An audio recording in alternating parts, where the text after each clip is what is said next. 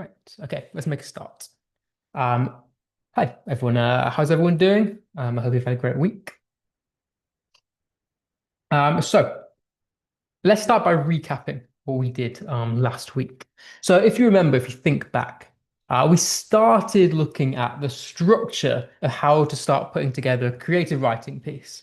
Um, And like I said last week, it's one of those things that's very difficult to teach because there is no direct way to do it. It's kind of in the name, creative writing. It comes from your brains. And so I sort of started racking my brain this week and I started thinking, what can we go through that would be of use to you? And I started thinking, well, last week we focused a lot on the spelling, punctuation, and grammar side of things. We looked at the different types of sentences, the ways we can use punctuation, the ways we can conduct sentences. And I thought that's quite a nuanced way to look at, or rather, quite a zoomed in way to look at creative writing. And I thought this week, let's zoom out a little bit. Let's keep focus on structure, but let's start thinking about how to actually plan and come up with ideas. And I hope my tips this week will be useful to you, because as I said, there's no real way of doing this. But just to recap from last week, I put together a little checklist, and this is by no means a full checklist. It's no means something that you have to complete. So when you do write a piece of narrative, you don't have to complete all of these things. But as per the sort of AQA and Edexcel guidelines, these are the sort of things that you should be using in the exam. So they're there to kind of keep you in check, in case you're unsure of what kind of things to include. Because you get marked, as you just seen on the previous slide, on using different types of sentences that we looked at last week, different punctuation, all that sort of stuff. So it's worth keeping a little checklist of all these things. So I thought this week, let's zoom out and start to look more at the AO5, the Assessment Objective 5 stuff. So this is the more zoomed out side of creative writing. And I thought because we were looking at structure, let's keep looking at structure. So if you look at the second half of the top level band of a mark scheme for an AQA exam, we're looking specifically at the organization section, which relates more to structure than language. So what they're looking for you to do is, as you can see, using a varied and inventive use of structural features. We've looked at structural features in the past. We'll revisit some today. But if you need a refresher on that, I think a few weeks ago when I looked at GCSE exam questions, I gave you all of the structural features. Um, so they want you to use a varied use of them. So not just one or two, they want you to try and be creative with it.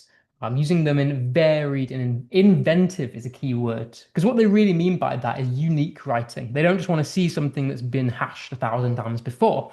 They want to see something that's come directly from you, and tells them about you. Because that's all writing is. As humans, we're creative because we get inspired by certain things. And that's what they're looking at in your writing. They wanted to be compelling, using a range of complex ideas and then fluently linking ideas, which we also did look at last week. Okay, so a very brief overview of how you would score highly on this section. Because it's out of 24. Your question will be out of 40, and you get 24 marks for content and then 16 for spelling, punctuation, and grammar. So in terms of those 24 marks, then, what they're really looking for is something clear and relevant, so that it's easily focused and understandable to the examiner, that directly addresses the task, and we'll kind of look at this today. They want the use of descriptive techniques. So they're your structural devices. So I've linked the language, but I've also said it's not just language, it's also the structural stuff. They want show, don't tell. And what I mean by that is you can engage the reader without directly telling them what your story is about. Every time we have a conversation in real life, we don't go into the conversation where I tell the person what I want out of the conversation. People pick up on my mannerisms, on the subtext of what I'm saying. So you can do the same with literature. You don't have to tell the reader exactly step by step the story or what the character is thinking or what's going to happen next. You sort of guide them and let them infer from your writing. So yeah, we can play with emotions and action and dialogue to do that. Effective paragraphing. And what I mean by that is developing ideas, transitioning. Does it flow properly? Has there been changes within your writing? It's not just one idea, the entire two-page text. Things have happened, things have occurred. And then finally, an appropriate style and tone. So making sure the tone is assured that that's the one thing that doesn't necessarily change. So is it consistent? So let's move on. So the first thing I thought we'd go through then is because I think what people struggle with is you get into an exam and sometimes you just completely go blank and you forget how to be creative. When it's in all of us.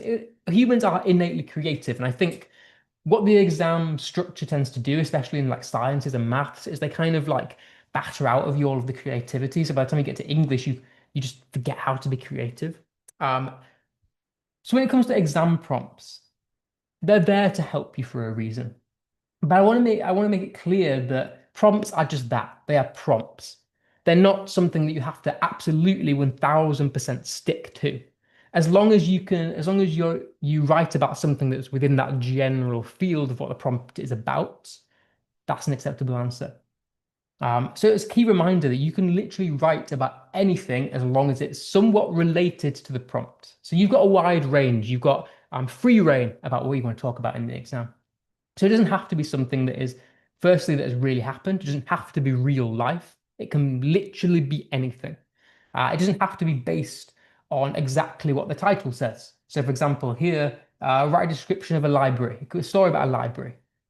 Just because this library looks a certain way doesn't mean your library has to be a certain way. You've got free reign over who's in the library, what it looks like, um, what story occurs in the library. It doesn't have to be normal, mundane life. It could be, I don't know, people storm the library. There's a group of soldiers that storm the library, and it's something different like that. So it can be as abstract or mundane as you want it to be. Basically saying it can be as creative or as normal as you want it to be. It's free reign. And I think sometimes people get scared in the exam just to like let loose. But there is no wrong answer in creative writing. Okay. So, like it said in the mark scheme, it wants some inventive use. It wants originality. And what do I mean by that? I mean something that's not been done before. I mean, you could write something mundane, but I think it would serve you best because the reader doesn't want, whoever is examining it doesn't want to read something they've read 1,000 times before. Your paper might be the 100th one that they've marked. And imagine if you've just written a very boring story and 10 other people before you have written that same story. By the time they get to you, they're going to give you a lower mark because they're bored of that story. They don't want to see boring ideas that have been done 10,000 times before. They want to see an original creative idea that is you expressed in your writing. So here's some tips. I've come up with these tips because I kind of scoured online and there just aren't that many. But these are the ones that I hope will be helpful to coming up with original ideas. Firstly, looking beyond the obvious. What I mean by flipping cliches is a cliche is something that's done 1,000 times. Can you flip it on its head and do the opposite of that thing? So, for example, take the villain idea. Villain has been done 1,000 times before. Someone who's evil, they have evil intents, they want to do harm, do damage. Can we flip that in any way? What if our villain actually wants to save the world? They don't want to do damage, and actually they undergo a change in character. They start evil, but maybe end heroic. That's a flipping of the cliche. That's something that's not been done 1,000 times before. Um, Another way of doing that is subverting genres. So we've looked at a few genres before. We've looked at the gothic genre, we've looked at the tragic genre. I think we've inferred like romance as well. So can we in any way pair two genres together that don't normally go together? So for example, we have a romantic comedy in a post-apocalyptic zombie world. That'd be quite fun. Just something that's different than what's been done 1,000 times before. Next, mining your inner world. And what I mean by this is, as humans, you might get inspired by things that have happened to us in the past. Now, we don't have to write about those things specifically, but we could take the inspiration of those events and mold them into a creative story. So, is there anything that's weird and wacky or out of the ordinary that's happened in your life that you feel like you could write something creative about? Um, so, what I mean is reflecting on some sort of emotional moment in your life and asking, what if this happened to someone else in a different world? Um, Maybe you've, I don't know, had an argument with your friend and you're thinking, what if this actually happened to someone in that post-apocalyptic society? What if I'm actually arguing with my friend because we're in a base surrounded by zombies and he's saying we need to go out and forage for food, whereas I'm saying no, we need to stay in safety. That could be fun. So flipping that, taking that inspiration and adding it into a new layer. Looking at your dreams, it can always be fun. Dreams are supposed to be your subconscious telling you something. So have you had an interesting dream that you might be inspired by to write about? And a good way to keep note of those is maybe tracking them in a journal. So every time you wake up in the morning before your exam, maybe in the couple of months leading up to your exam, you might have an interesting dream, wake up in the morning and want to jot it in your journal or on your phone so that you don't forget about it. And then you can use it as inspiration. Asking what if questions. So these could be good fuel for speculative or original narratives. So, for example, what if people could erase memories? That's a fun one. What would the repercussions, the consequences of that be? Could it be an interesting story that leads to chaos and all of that? What if your reflection acted independently of you? So what if you were looking into a mirror and the person that you're seeing is acting differently or doing different physical movements to you? Maybe you could relate that to like a parallel dimension story, some sort of sci-fi story, or within the sci-fi genre rather. And that could be fun. So just taking some time to really just if just randomly you might have a daydream where you start thinking like, oh, what if this happened? Use it, inspiration for your story. Remixing ideas, taking something that has been done and adding some sort of original, unique trope to it. So, for example, what about Romeo and Juliet, a very classic romance story? What if it wasn't set in 16th century or 15th century Venice, but actually it was set in space? That could be fun. How would the characters be different? Would they be modern? Would they be like futuristic, a futuristic Martian colony, for example? How would that work? That could be fun. Or it could be set on a space station, and it's actually two lovers that aren't supposed to be together from two different jobs actually come together. And how does that have consequences on the rest of the ship? Something exciting. What about the Odyssey? Probably not a film that many of you have seen, but what if the robot in that was actually trying to return to its creator? That could be a fun twist on the story. So take inspiration from myths and history or other stories and add your own little spin on them. Could be interesting. Exploring unfamiliar cultures. So, have you read something interesting? Have you read a really interesting scientific fact? Have you read something, a philosophical concept that's really interesting? Some sort of folklore or myth that you want to write about? So, for example, the interesting fact that I came up with was sometimes you just learn a weird fact and maybe you want to apply it to the story. So, for example, what if Victorians sent each other Valentines made of real human hair? That could be an interesting idea. And then finally, just observe the world around you. Next time you're in the park or you're at school, observe what other people are doing. Is there anything interesting or unique that people do? Observing people's behavior and maybe using that to influence a creative story. Um, so yeah, these are just six that I came up with that I think could be good inspiration to you. Let me know how you get on if you do use any of these. Okay, but what I want to look at is linking back to our structure then. Let's remind ourselves what structure actually means. It means how a story changes from beginning to the middle to the end. What's actually happening in that story and how is it organized? What is the flow of that story? So it refers to how a story is told and how that shapes the flow of events. So a good way of looking at it is who, what, why, where, and when. So, who is talking? Who is the main character? Are there any other characters in it? What are their relationships? How did we meet them? Um, what is actually happening? What is the plot of the story? What's the inciting incident that's caused an escalation of some sort of emotion or the action of the plot? Um, what is the sequence of events? What about where? So where is it set? Is it a beach? Is it a distant planet? Is it a space station? Is it Victorian London? Where? Where is it set? How do we as a reader find that out? Or how do we as a writer make the reader find out? How do we describe the setting?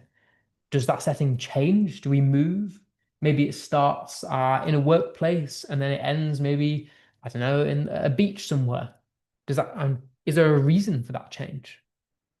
When? So when does it set? What's the time period? Is it Victorian? Is it Edwardian? Is it futuristic, post-apocalyptic world, a post-apocalyptic world? Is it modern day?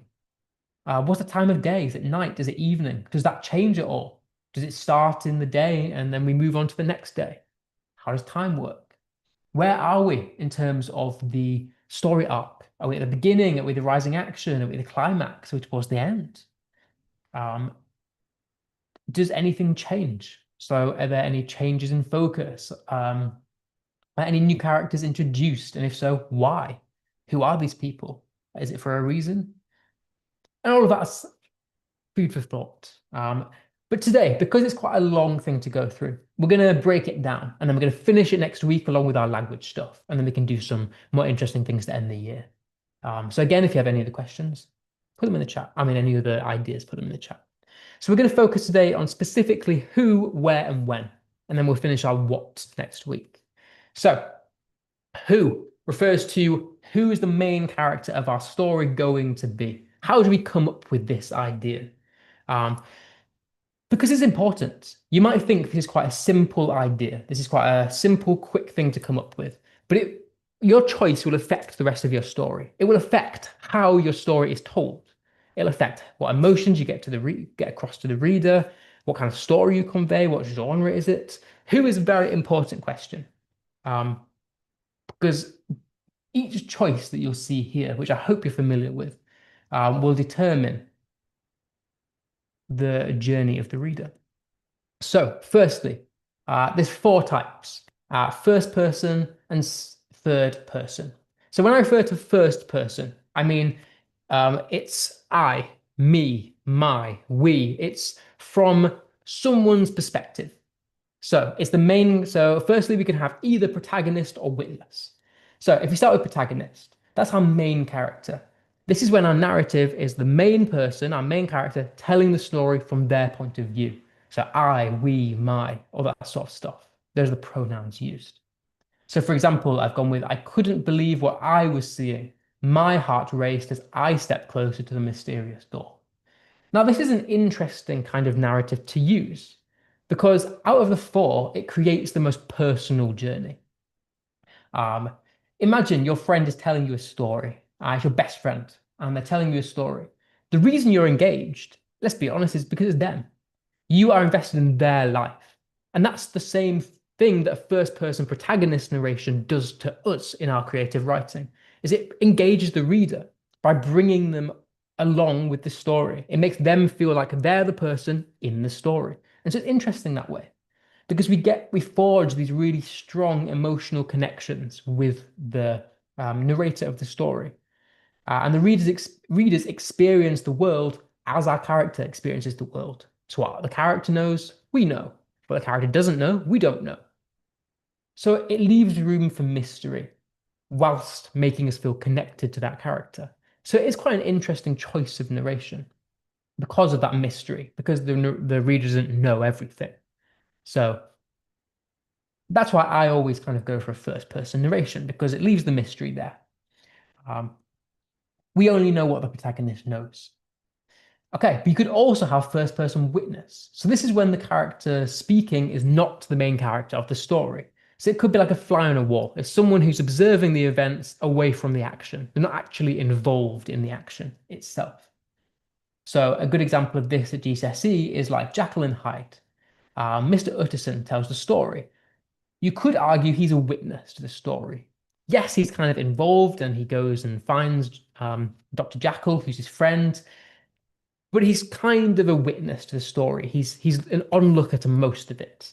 So he's not really directly involved in the story. And again, think about why Jekyll and Hyde is such an interesting story. Because there's mystery there. There's even more mystery than if we were the protagonist, because we're not involved in the story directly. So again, an example. I watched as Emily raced across the field, her breath coming in sharp gasps. I didn't know what she was running from, but I knew I had to follow. So the difference there to the protagonist is, yes, we still got that first person I experience, but it's about somebody else. So they watched Emily rather than being the person that actually ran across the field. So it gives a slightly different experience to the reader. It offers a personal perspective whilst maintaining distance from the action. And again, we get a limited knowledge, which creates and allows for mystery, which I would argue is a very important aspect of writing.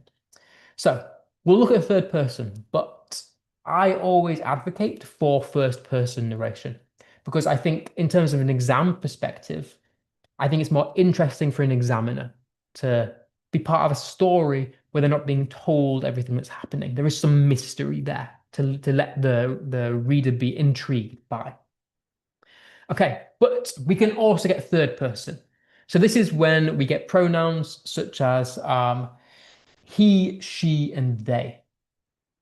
So the difference between third and first person is first person is directly from their perspective, whereas third is from somebody else's, a fly on the wall's perspective. They're not even a character in the story. So we can have two different types of those. Omniscient means all-knowing. So a third person omniscient narrator is somebody who knows everything that's happening in the story, including all the feelings of the characters, all the thoughts of the characters, all the actions that is occurring in a story. For example, Sarah watched in horror as the storm approached. Meanwhile, across the valley, Tom struggled to carry the heavy bags, unaware of the danger. And a strength of this type of narration is that we kind of, as a reader, get to know how every character is thinking and feeling. And so it's easy to understand kind of story. Think like Harry Potter. Everyone knows in Harry Potter how all of the characters are thinking and feeling. We know the motivations of pretty much every character. Uh, so therefore, it can offer sort of a broad view of events, which could make it more interesting if you've got a high action kind of story, maybe. But the negative of this is not as personal. There's not really an emotional connection between the character and the reader, which I would argue gets rid of the mystery and the fun of writing. And then we get third person limited. So that's when our narrator doesn't know what's happening in the story. They're not akin to knowing everything, every little detail of the story. You might only follow one character. So think about like the Hunger Games, for example. Yes, it's a third person narration, but it follows primarily Katniss Everdeen. So that one character, even though it's not from her perspective directly.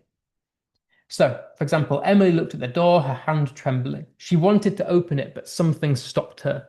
What if there was something dangerous behind it? So we've used she, the pronoun she and her. So it's not from the character's perspective, and that takes away some of the mystery and suspense, in my opinion.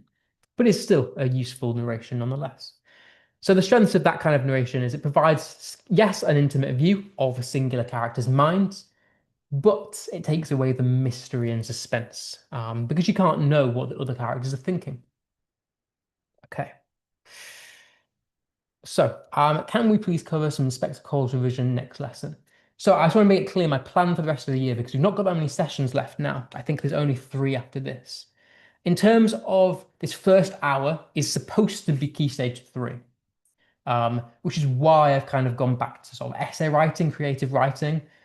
So that's what I'm going to kind of continue with doing, unless more GCSE people come in Key Stage 3, in which case I will tailor it back to Key Stage 3. But in terms of the Key Stage 4 GCSE hour, we have been doing Macbeth, and I'm going to continue that until the end of the year because I want to get it done. I think I don't want to finish halfway through a topic and not complete it. But we will be back next year, and I'll be doing these next year, hopefully. So what I'm planning on doing next year is moving on, and I'll do all the texts at GCSE. So I'll do Inspector Calls, I'll do Jekyll and Hyde, I'll do poetry, and we'll kind of go through those throughout the year. But we're going to focus on texts at a time. So I'm going to finish with Macbeth, if that's all right, just because I've started it now.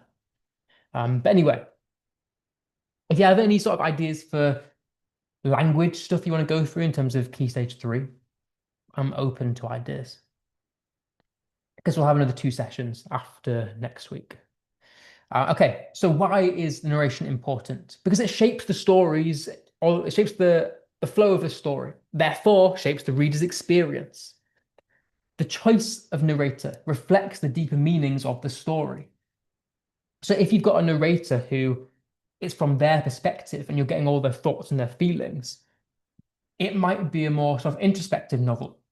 It might be a sort of teen novel, therefore reflecting the themes of that novel being about growing up, being about confusion in the modern day world. Whereas if you've got a more action-filled novel, you might want a third-person narration because you've got lots of events to try and describe. Um, and it also guides the reader's emotions and intellectual engagement. So the who is very important in terms of thinking about what you're going to write about. So different emotions can be created by your choice of narrator. So like I was kind of saying, a first person, from their perspective, protagonist. It creates intimacy. It's someone who you've got the deepest connection with as a reader.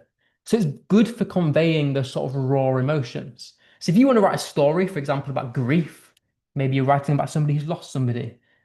Maybe you're writing about a teenage story where it's about teen romance or young adult fiction. You might want to use first person narration, um, some sort of mystery novel, because you might want something where it's from their perspective, because the whole point of the novel is so that the reader can um, associate with those themes, and the themes being growing up, if it was a teen novel, for example. So that's when a first person protagonist might be useful. So stuff like literary fiction, young adult fiction, romance, memoir, psychological thrillers, something where it's about understanding what's happening to the character. Because it captures intense personal experiences. For example, love and trauma, obsession. There, if you want to write about those kind of things, grief, first person narration is great for that. It's ideal for confessional or emotionally charged stories. So love, and then first person witness, best for sort of mystery, grief, nostalgia. Think about our Jekyll and Hyde. Why is Mr. Utterson such a good narrator? Because it keeps us interested because we don't get all the answers. We follow him as he tries to find those answers. That's what makes it interesting. If we had a fly on the wall who knew everything, it'd be boring. There'd be no mystery. So you want something like a first person so that we can learn as the character learns. That offers an emotional reflection from an outside perspective and creates mystery by observing rather than participating. So always choose based on the themes that you want to get across. So if you want something like grief or love or thrill, first person protagonist is great because the thoughts and the actions of that character are what translates to the reader. It's what makes the reader understand and connect. And if you want something like mystery, first person witness is great because we learn as the character learns. We don't get all the answers. Okay. Whereas sometimes you might want third person. For example, if you've got an epic fantasy, let's think about our Game of Thrones or um, Lord of the Rings. This is when third person omniscient comes hand in hand because it allows you to access multiple characters' thoughts and perspectives and therefore convey grand themes, fate, justice, humanity, war, all that sort of thing. So if you want a sort of a fantasy, historical novel, third person's great. And then in terms of limited, contemporary, mystery again, because limited kind of gives us a more focused approach on one character. Science fiction, if you want something like that, it could be good for third person. Follows one character closely while maintaining narrative control, ideal for personal growth, suspense, or character-driven plots. So they're just some examples of when you might choose to use those kinds of narration. So let's have a very quick look at some famous, unique narrative choices. And I hope these will be inspiration for you to bounce off your own creative ideas. So, for example, The Book Thief, if any of you have ever read that, it's set during World War One, I think. And the narrator of that story is death. It's a personification of death. That's great. That's such a unique take on the main character of the story. It provides sort of unusual and philosophical perspective to the story, which makes sense because it conveys the very deep introspective themes that the book is about. So it makes sense that that kind of narration would be key to it. I don't know if any of you have seen the film Fight Club. It's originally a book. The narrator is unnamed in that book, which is so unique because the reader doesn't know who's talking until the end. We get this twist that actually the person who's talking has got dissociative identity disorder, and so They are sort of like multiple people within the story. And so we don't know as a reader what's true and what's not throughout the entire novel. It's very interesting. It blurs the line between narrator and antagonist, reality and perception. We don't know what's real. That's such an interesting, unique choice because it leaves the reader guessing the entire way through. And then you get to the end with this massive twist and you're like, whoa, that's insane. Room, if any of you have seen that film as well, it was originally a book. It's a very intense film, so I don't know if I wouldn't recommend it to anyone below 15. But the narrator of that book is a 5-year-old child, and it's about how he was trapped in a room his entire life, and so he never gets to experience the outside world. That's such an interesting, unique narrator choice, because it shows the child's limited understanding, which therefore deepens the intensity of the novel. We get an innocent lens on trauma. So it's not coming from an adult perspective on trauma, it's coming from the child's own perspective of being traumatized. And that's such an interesting, unique take that we can learn from as a reader. Something like The Murder of Roger Ackroyd is a very famous Agatha Christie book. If you don't know who Agatha Christie is, she's the most famous mystery writer of all time. And I would recommend reading some of her books because they're absolutely brilliant, especially The Murder of Roger Ackroyd. And I'm sorry to spoil it for you because this is a massive spoiler, but the narrator is the murderer. And it's such an interesting take because you don't learn that until the end. And so you get that twist that you've been following the murderer's perspective the entire time and you never knew. So it redefined the detective fiction structure. Very interesting. The Curious Incident of the Dog in the Nighttime um, is from a neurodiverse perspective. So the character is diagnosed with autism, and you get his perspective, and he provides a very literal and logical view of the world. And so that's a very unique, original idea, I should say. And so I hope you kind of take these and get inspired by them. Because as you've noticed, what these people have done is they've taken small niches, underrepresented niches of people, and they've written stories about things that aren't normally written about. And that's what makes them interesting because they're niche, they're unique, they're small, unrepresented groups. Okay, so some tips on how to create a unique character then, and then we'll move on. So, who? How can we explore the backstory of any of our characters? You might have an original idea. You might think, okay, I want to write a story um, about, I don't know, someone at a bank. Can I make this more interesting than, oh, a person goes to the bank? Cool, that's a very boring story. But how can we make that mundane person interesting? We give them a backstory, get to know them. What do they like to eat? What do they like to do? Have they got any interesting hobbies? Have they got any unique emotions? Have they got any sort of like neurological disorders? Have they got any physical disorders? Do they think and feel a certain unique way? Every sort of unique, every sort of boring and mundane character can be made interesting by really picking them apart. Can we put a twist on a familiar role? So, for example, a knight is supposed to be brave, supposed to be valiant. But what if our knight was very much the opposite of that? What if they were a coward and they were fearful? That could be an interesting story. How does the consequences of that story play out? What about a genius who actually begins to forget everything? What if he has a memory disorder and he actually begins to forget everything he's learned throughout his life? That's so interesting. And maybe he's on like a special team. Um, I don't know, like MI, maybe he's like the Secret Service. And on the day that it all needs to go right, it goes wrong and he starts to forget things. That can be so interesting. What about a villain who actually wants to be good? An interesting twist. What about mixing opposite traits? Can we combine contradictions? So, for example, a hitman with social anxiety. Hitman is supposed to be very, well, it's supposed to be, but you would think a hitman is quite confident, very um, willing to be aggressive or confrontational. But actually, what if this person has social anxiety? Interesting flip on a story. Can we give our character any sort of interesting obsession or flaw? Think about Macbeth. What makes him interesting as a character is he's so driven to power by ambition. That's an interesting flaw. He's obsessed with it, and that's what makes him interesting. That's what leads to the consequences and the action of the play. Can we build from a specific what if, like we talked about before? What if a ghost didn't know they were dead? That's interesting. What if a robot wanted to learn to lie? What are the repercussions of that? Maybe we could set that on a space station that's supposed to be controlled by AI, but the AI learns to lie, and so it begins to deceive humanity, so it can take over. Interesting story. And then consider a unique perspective. Like we saw on the previous slide, can we take an underrepresented group of people whose stories are never told and tell their story? Okay. So I've given you some examples off the top of my head, but take these with a pinch of salt. So, for example, the bully.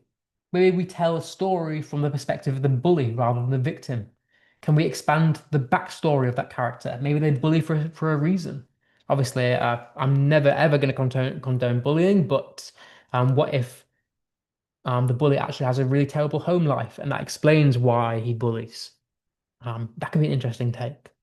What about a story from the perspective of a dead person in the afterlife? We could set it at all different types, all different timelines. What if it's the afterlife is actually the Greek afterlife? What if it's the Norse god afterlife? A person with a neurological disorder, so someone who forgets things could be a good one. Somebody with a lying disorder, with bipolar disorder, who thinks they're multiple people, that kind of disorder could be really fun. Could it be from the perspective of multiple people? So not just one person, but maybe an entire town, maybe a cult. That could be fun. The narrator's future self, who's looking back on a past life, a time traveler who knows the events that are going to happen, or maybe like a machine or an alien could be fun. Okay, so some questions in order to expand your character. Because in the exam, I'm very much aware that you don't have that much time. You only really get a few minutes to plan. So I want you to have these questions ready to go in case you've got a mundane character. You want to make them interesting. Let's expand the backstory. Firstly, what does the character want? What's stopping them? What's their desire in life? What do they want to get out of life? What's stopping them? What's the conflict in the story that's giving the inciting incident? Because if it was a story about like, oh, someone wants to become, I don't know, somebody wants to become an astronaut, and then they become an astronaut. Okay, cool story, but it's quite boring. We need some sort of conflict in there. What's the obstacle that's stopping them from becoming the astronaut? How are they going to overcome that obstacle? What's their greatest fear? Gives them depth and vulnerability. Maybe that's what's stopping them. Maybe it's an astronaut who's afraid of space. That could be interesting. What's one defining event? What's one defining event in their past? That could be what's stopping them. What has that event shaped them as a person?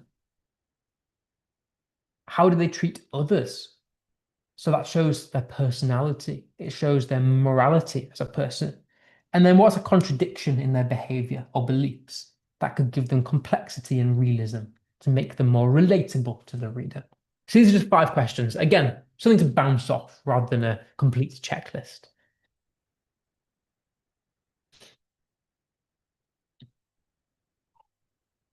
And then the final thing to look at then in terms of who is we looked at the 4 different types of narration.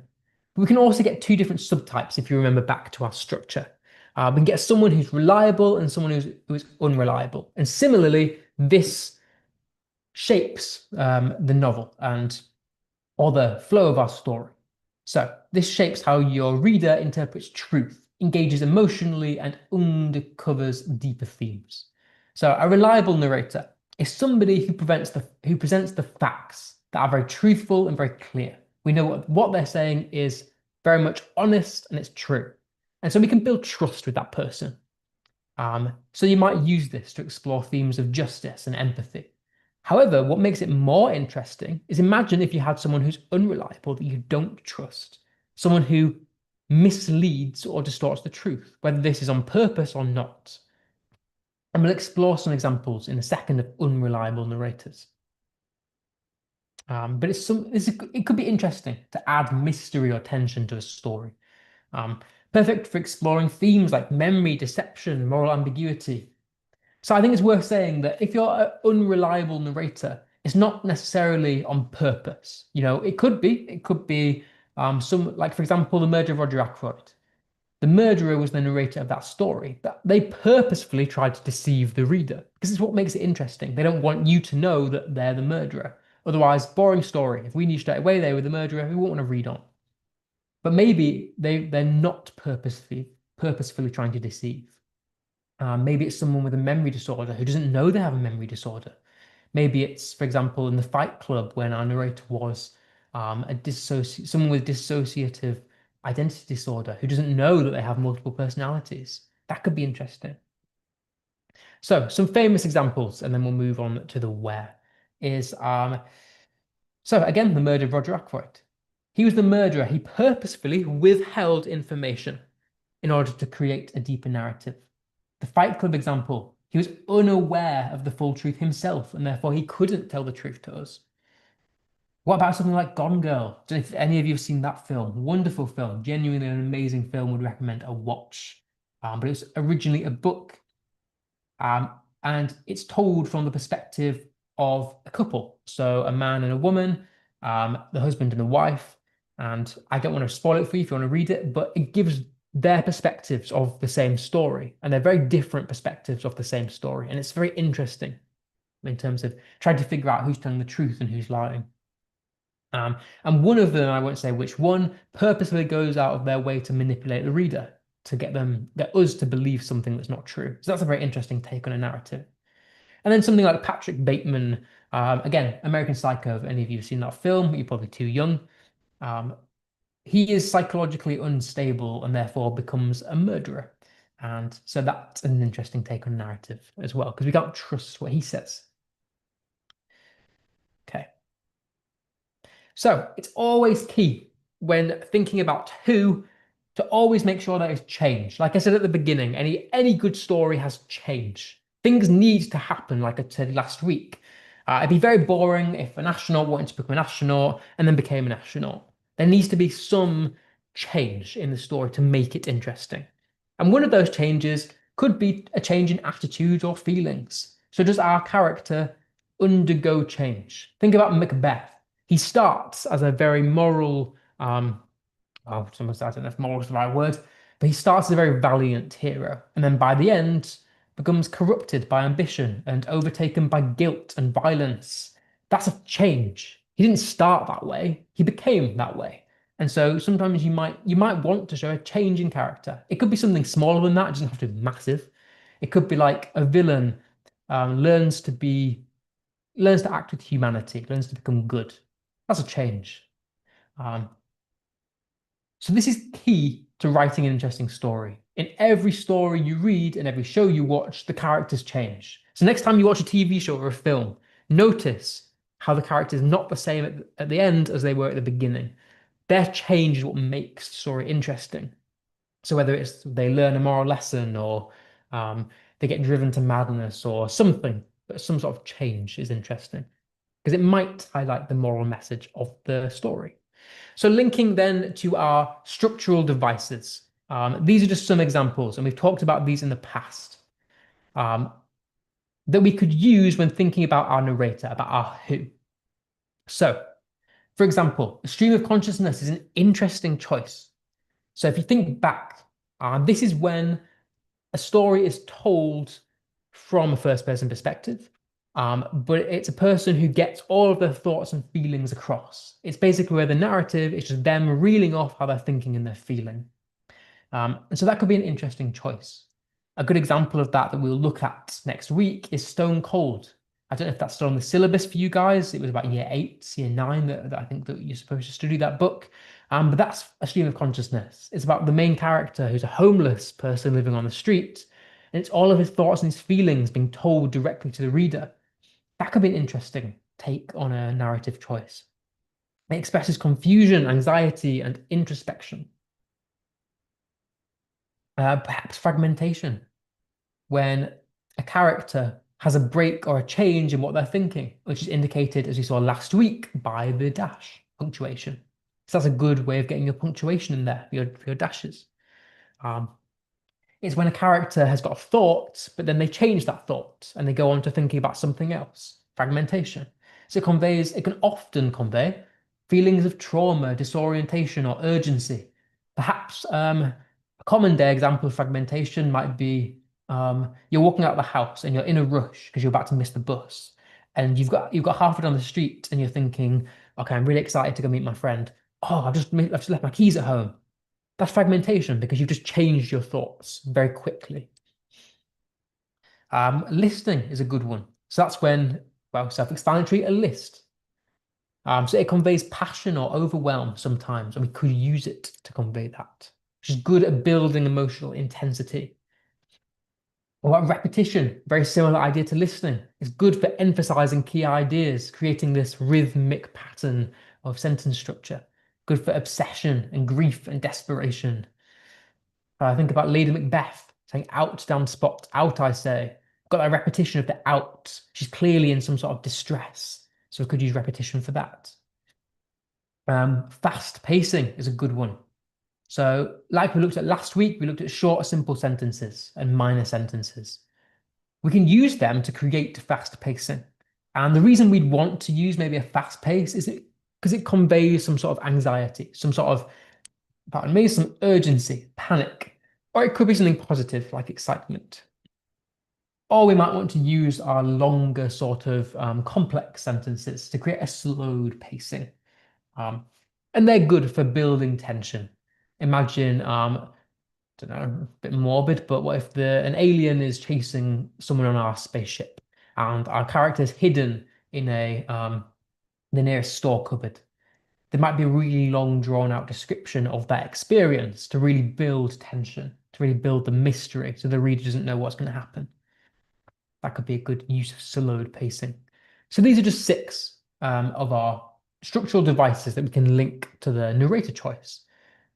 So this is kind of what I was saying at the beginning, or about half an hour ago, that the choice of narrator is very important because you could only really do a stream of consciousness, for example, with first person narration. So as a little tip for exams, I would try pick first person narration because not only does it create the mystery, like I was talking about, but it creates emotional connection to the reader. And it also opens up your opportunity to use more structural devices, which from an exam perspective gets you more marks. So just that way I would choose first person narration. Fragmentation is easier as well with first person. Um, Same with fast pacing. Okay. So very quickly linking back to our punctuation then. The final thing we'll do on the who. So we can use different types of punctuation to express different things. We might want to use an exclamation mark, which is good for expressing really strong emotion that a person, our narrator, a character is feeling. Could be with that surprise, shock, anger, excitement. A question requires a question mark. Conveys uncertainty. Maybe they want something answered. Maybe it's doubt, maybe it's tension, maybe it's curiosity. We could use an ellipses. Remember, I said last week, an ellipses doesn't have to be at the very end of a story. It could be in the middle of a paragraph. An ellipses just shows that there's some sort of pause in thought. So it could be used to indicate hesitation, trailing thoughts, emotional weight, the things that are unsaid. So that subtext that I mentioned last week. The show don't tell is good use of an ellipses. A colon. If you want to use listing, a colon is required to start that list. It could introduce revelation, emphasis, or explanation. Maybe use a dash for that fragmentation to mark an interruption or a change in thought, a change in emotion, some sort of fear, fast pacing. And maybe you want to use some sort of speech marks to convey direct emotion. So maybe you want the character to say how they're feeling or talk to another character to push along the plot. So that's our who. And I know I spent most of the time talking about who, but it seems like a simple choice, but it's not. And as you've seen, it can impact the rest of your creative writing. So picking who is very important because it opens up the realm for possible use of further structural devices. But before we move on back to our Macbeth, let's quickly go through where. And I might leave when until next week, unless we can get through it in the next 15 minutes. But where is simple. You can choose to set your story anywhere. It doesn't have to be in a certain place, as long as it's within reason of the prompt, like we saw at the beginning. So, for example, the library. You don't have to set your story at the library, as long as your story includes a library or is somewhat about a library. That's all that really matters. but you can choose as long as it's kind of related to the prompt. So how do we actually generate a choice in setting, for example? Again, the tips that I've come up with that I hope are useful, I would start by identifying the core element, whatever the prompt is about. So, is the prompt about a mood, for example? Is it about conflict? Is it about a specific place? How does that place or that prompt make you feel? So, for example, let's say the prompt in the exam is write a story about a message in a bottle. Um, you can you can set your story anywhere. There's no limits to where you can set your story. But what does it make you think of first? To me, that implies the beach or the ocean, could be a swimming pool. It could be another planet. It could be so many things. But that's what it makes me think of. And then I choose a setting that applies to that theme. So the theme originally could be like isolation. It could be mystery. Who's written that story? Who's written the bottle? Who sent it? So the theme of mystery. I then pick a setting that amplifies that mystery. For example, we tend to associate mystery with like fog, pathetic fallacy, like rain. Maybe it's set in, I don't know, some sort of maze, or maybe you're trapped in a library or something. Maybe you don't want mystery, and maybe it's a romance novel, and actually the person who sent the message in a bottle is going to be your future love or something. In that case, you'd want a different tone, maybe something warm, something vibrant, something with lots of detail. And then I started to add specific, unique details. So instead of just saying, okay, I'm going to set it in a forest, I'm going to set it at the beach, I'm going to set it at a library, let's think about that setting, give it details. So it's not just a forest, it's a forest with trees that sing. It's a city where shadows are around every corner. You might want to write about, I don't know, a mob boss or something. And then use your five senses. Think about how the setting sounds. How does it smell? How does it feel? Make it immersive for the reader, not just a visual thing. Use it to draw the reader in. So, for example, let's take our one about 2023's AQA exam was write a story about a hidden object. Okay, let's take that. Let's apply it to this method then. Firstly, let's ask what kind of object? Why is it hidden? Is it dangerous? Is it valuable? Is it forbidden? What's your initial instinct? Because let's remind ourselves, we've not got long in the exam. We're going to have a 5-10 minutes max to plan our story. So you've got to go with your instincts. You've got to go with your first response. So is it valuable? Let's say yes, it's really valuable. Let the nature of that object influence the world around you. So now let's go off the valuable object and let's choose a setting that makes the place realistic to the story. So where can I actually hide this object? Is it in a library? Is it in a flooded cave? Is it in a locked attic? Is it in an abandoned theme park? Each of these settings convey their own emotions to me. So a locked attic feels a lot more intimate than, say, a flooded cave, which is more adventure. Make the setting work against the character. Like I said, we need obstacles, we need conflict, otherwise the story is boring. Imagine if it was like, oh, I'm on a beach and I was digging a hole and I found an object and it had a number in it and I called that number and oh, I found the person whose item was lost. Very boring story. There's no conflict there. We want some sort of obstacle. So, for example, is the you're in a cave? Does it start flooding and actually you're beginning to drown? You've got to find your way out. Are there traps? Are there watchers? Are there shifting maps? Are there time limits? Things that give the story purpose and intensity. And then use that detail to build the mood. So again, use our five senses. Is this attic dusty? Have I not been up there in ages? What does that tell me about the character if I've not been up in years? Are there creaking floorboards? Does that add to the tension and the suspense? Are there strange carvings on the cave walls that I've got to interpret that tell me something about what happened in the past? Is the theme park abandoned? That sort of stuff. So, setting is something that you build upon. Okay. So, setting is important because, like I said, your choice in setting conveys different emotions to the reader. So the setting reflects the story's themes. It influences character behavior and drives the plot. So how is it described using our methods on the previous slide? But more importantly, does it change? It doesn't have to change, but that's just another example of a structural device. Maybe it does change. Maybe you started a teenage novel and it was started in a school and then it moved to your home. Those two different settings have very different feels. The school is a lot less intimate. Maybe your character's getting bullied, whereas they go home and they feel safe. So the setting can influence the plot. How do you want the reader to feel? How do you want your character to feel? And that is how I base the setting off.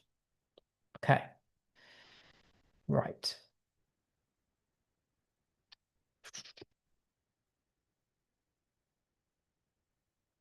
Let's quickly whiz through when, because it's short. Let's whiz through when. So I'll probably go over 5 minutes onto Macbeth, if that's all right with you guys. But when is just as important as where, because when is about the time. So first and foremost, let's consider the story arc when we're thinking about when. So we've looked at this before. Um, is our story starting at the very beginning? Is it within the exposition? Are we starting in the rising action? The exposition allows you to build context, character, settings, and stakes. And normally, if you were writing a full-length novel, yeah, we'd probably want to start at the exposition because otherwise you'd confuse the reader. But again, let's think about this. We're in an exam setting. We're writing a short story. We're not writing anything detailed or too much. So a little tip for the exam. I would try starting in the rising action because from an examiner's perspective, that makes the story more interesting. It's a lot more fast paced if we throw the person directly into the action. So, for example, this allows us to use another structural device. And if you remember back, it's called in media res. And this literally translates to in the middle of action. So, this is when we begin the story in the middle of conflict. And the benefits of this is that it actively engages the reader, immediately throwing them into the conflict of the story, therefore creating intrigue right off the back of the story, and can create a disorientating experience. And as I said, from an examiner's perspective, not only am I going to mark you higher because you've used a structural technique in media res, but I think it's more interesting. I'm therefore going to be more engaged from the beginning because I'm going to be thinking, oh, where's the story going? What unique choices are they going to make? They've already started so high off the bat, and now I want to keep reading. I'm going to give them a higher mark because I'm more invested straight off the bat. Whereas if you're giving me loads of exposition, and you're like, oh, this person's life is like this, and these are their friends. Yeah, it's good. You're not gonna lose marks, but just from a psychological perspective, I'm gonna want to give you higher mark because I'm more interested. So remember, in an exam, you only have a limited time and space to impress the examiner and hook them. So try use in media res, whether that's by a simple sentence or a minor sentence or whatever your story is about. Maybe it's about war and you've started directly in conflict, or whether it's about a person grieving and they've walked into the dusty attic that they've not been into years. Okay, so time, like setting, is important because it shapes the world and the rules of our story. Time period affects so many things. A story that is set in Victorian London is going to be very different to a story set in a dystopian Martian society. The rules are different, the language is different, the culture is different, daily life is different, technology is different. So where the time that we set our story is super important because it completely reshapes the plot and the boundaries of what we can write about. We can add depth to the plots and the theme. The time can create tension. So have we set it during a war, for example? That's completely different to if we have set it during a plague or a collapse of a future society. Very different vibes. It can influence character beliefs and choices because social norms are different. So someone in the Victorian society, for example, let's say our main character is a woman in Victorian society. Her life is going to be very different to perhaps a woman astronaut in the 25th century. Because back then, women didn't have as many rights. Whereas maybe in our futuristic society, there's gender equality. The story is going to be completely different based on the time that we set it at. If it's set during World War II, there's so much suffering going on. It's going to be so different to if it was set in a very happy dystopian society, for example. And therefore, it also affects the tone and the atmosphere. For example, Victorian could be gothic, like we talked about. Um, Futuristic could be wonder and warming. Night versus day. Night tends to be associated with mystery and the unknown, whereas the day is sort of a calm and adventure.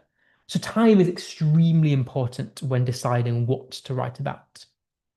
Okay, and then finally, very similarly to time, then down to setting rather, is we can still get changes in time. Just like the setting, time can change. And there's three different ways that we could do that. And these are all good structural devices. So for example, flashbacks. Linking to our first person narrative, a flashback is much easier to use when you're talking first person from someone's perspective. But is there an interruption in the flow of the story? Have we taken time to revisit past events, adding therefore context to the characters, giving the reader understanding of their life, their motivations, their emotions? So flashback could be very interesting to use. Is there time travel involved? That could be an interesting one.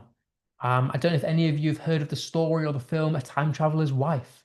It's about a man with a genetic disorder that allows him to travel through time. So he randomly goes to different times of his life. That's interesting. So in a sci-fi or horror fiction novel, characters might get transported to another time period as part of the plot, therefore revealing hidden truths or consequences that reshape how the reader understands the plot and understands the characters. Or it could be as simple as, or as mundane as, we started one day and then we carried on the story the next day. Maybe our character went to school, got bullied, went to sleep, and then woke up the next day, did something about the bullying. It could be as simple as next day, next week. But where there is change comes new information, new consequences, new emotions, new decisions. So changes in time are very important or can convey a lot of important things within a story, even if it's just 24 hours. Okay, we'll recover this next week, but I want to very, very quickly, as the last thing we do, cover the types of narratives. And we're going to spend more time on this because I think this is quite important. But linking to time, we can get different types of narrative. The most common one that you'll find is a linear narrative. This is when a story is told beginning, middle to end. Very common. So one thing will happen that will lead to the next, that will lead to the next, that will lead to the next, so on and so on. And there's no interruptions to that. It's just day after day after day. But sometimes you might choose a non-linear narrative. So this is when, for example, we might use flashbacks. Maybe a character has woken up one day, they've gone to school, the next day they go to school again, but then they have a flashback. And then within that flashback, we learn about the character. We learn about their life, their emotions, their motivations. That's a non-linear narrative because it's not in chronological order. It's flipped back to a past event. So that's a good example of maybe non-linear narrative. Maybe you want to use parallel timelines if this was a sci-fi novel. A circular narrative, somewhat common. I love seeing this in exams when people use a circular narrative because it's such a nuanced and complex thing to do, but when it's pulled off, it's beautiful for getting those high marks. So this is when the story begins and ends somewhat the same. It doesn't have to be directly the same. It's not as if I'm talking time travel, but it could be it ends and starts with the same theme or the same setting. So a good example of this is Of Mice and Men, which most of you will have read. The story starts with Lenny and George next to a river, I think, discussing their hopes and dreams about the future. And then the story ends next to a river where George has shot Lenny. So the setting returns to what it was at the beginning. That's a circular structure. We've ended where we've begun, even though things have changed.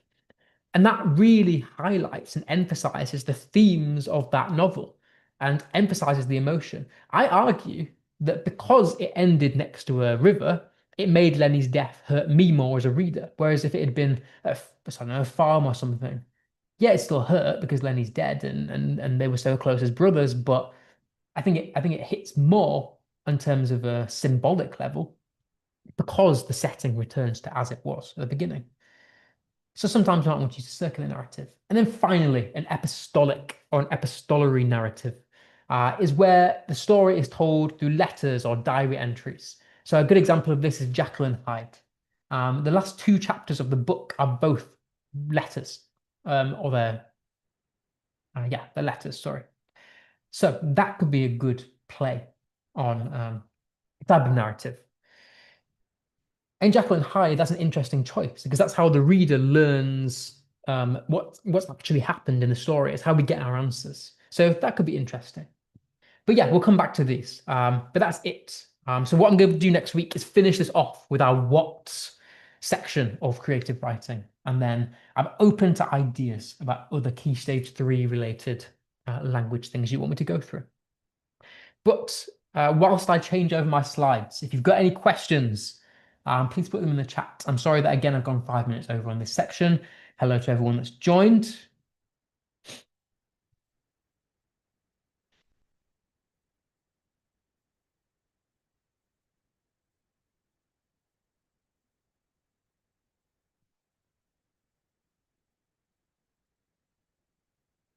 Okay, so if you've just joined us for the second half, I kind of briefly discussed my plans for the rest of this year. We've only got 3 sessions left after this until the end of this academic year.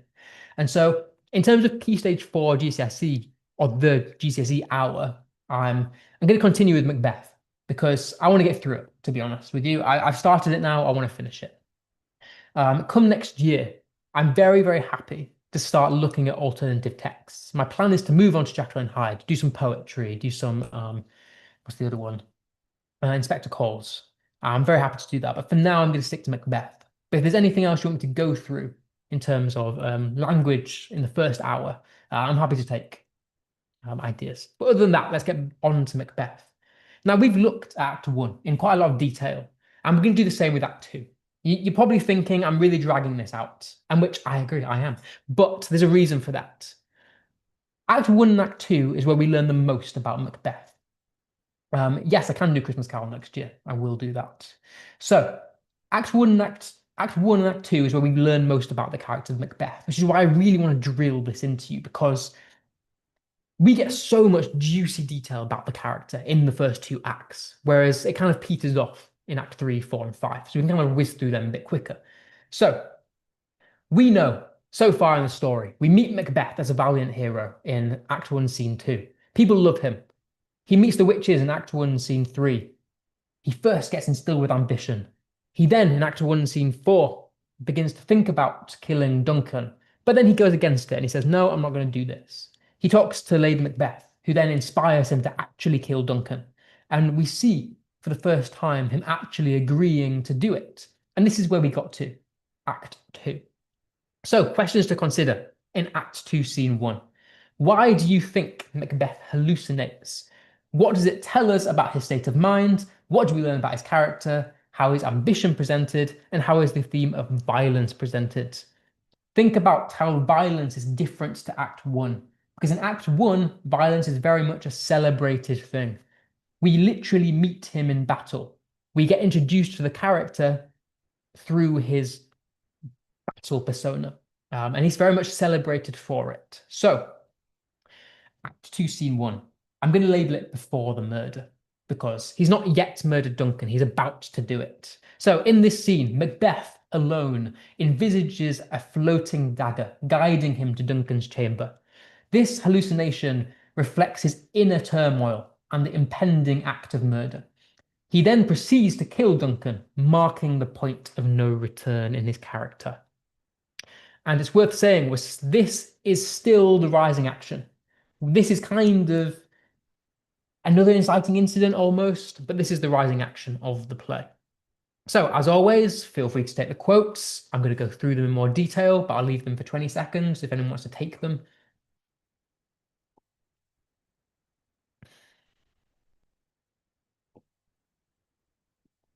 Okay, right. So, the very beginning of the scene. It's interesting to talk about Banquo because he says there's husbandry in heaven, their candles are all out. And I'm going to start writing what that means in modern day English so that it's easier for you all to understand.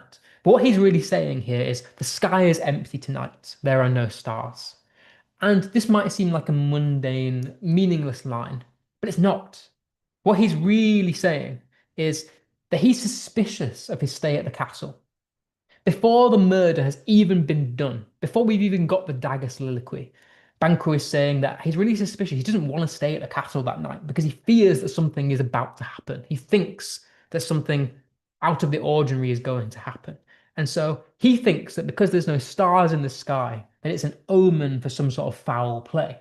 And so it's an interesting structural choice of Shakespeare to begin this act two with Banquo looking at the stars because it's almost foreshadowing that things are going to go wrong in this act. It's foreshadowing the violence that's going to happen.